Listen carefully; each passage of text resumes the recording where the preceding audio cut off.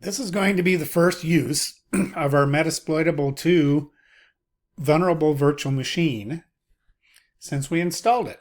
Well, the first thing we have to know after we've logged in is the IP address, 10.10.1.7.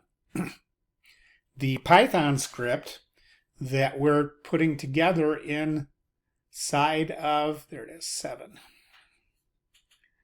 Our Kali Linux machine is pointing to that web server, and then it's going to do a login using the requests library.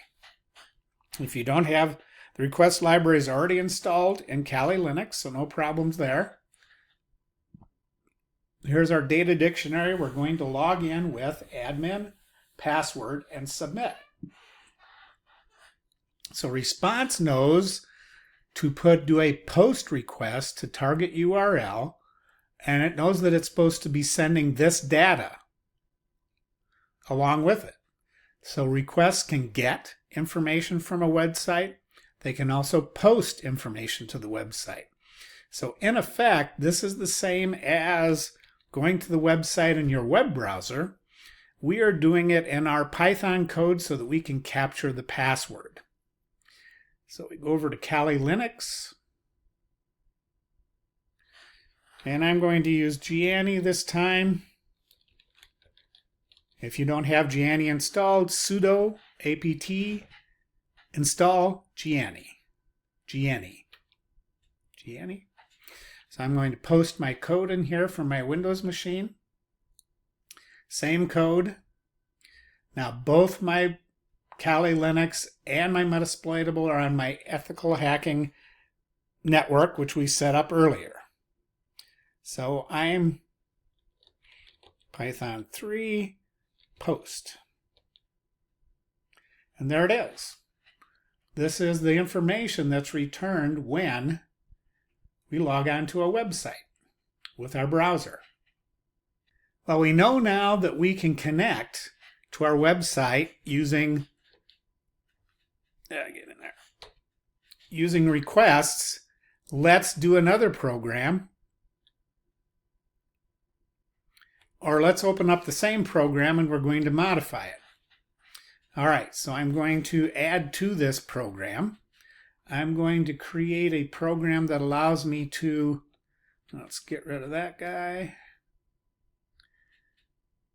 This is a modification of the other program. We still need this same guy here, 7. We still need our data dictionary.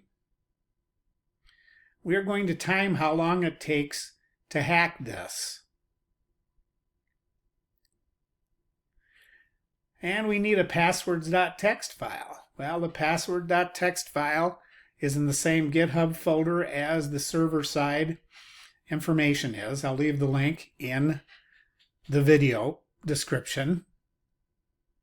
We're going to put we're going to strip any end-of-line characters, because whenever you store a word in a text file, there's always an end-of-line character. Well, an end-of-line character is not part of the password. The end-of-line character occurs when you press the enter key. So all we want is the first word. We're going to post our request. We're going to use our password to pass in there. We're going to see if we've failed. So we're going to look to see if login failed is not in response.txt.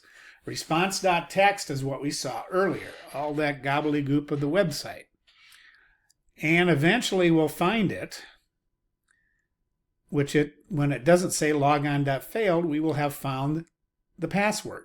And then we'll be able to keep track of, we'll be able to find out how long it takes to hack.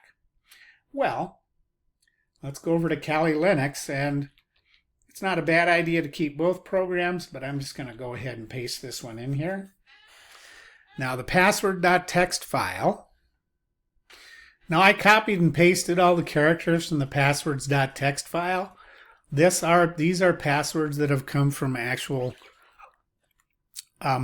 break-ins, people's passwords that have been data dumped onto the dark web, and then they're available almost anywhere. I'm going to save this as and you'll be able to download passwords.txt. You can either open it up, or you can copy and paste what's in there and create a passwords.txt file. So as it goes through, it's going to eventually find the MFF admin, which is in here somewhere, I think. Maybe it's password, I don't remember. Anyway, we'll find out in a moment by running our little file. So let's close that out. Let's see, Python 3. I'm going to run the same file we did.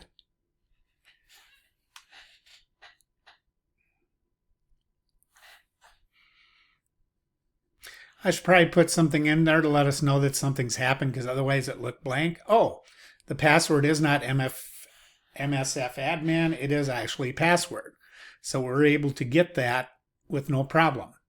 So I think I'll add a scanning for password in there as I go through and revise this. Anyway, there's our first server-side attack.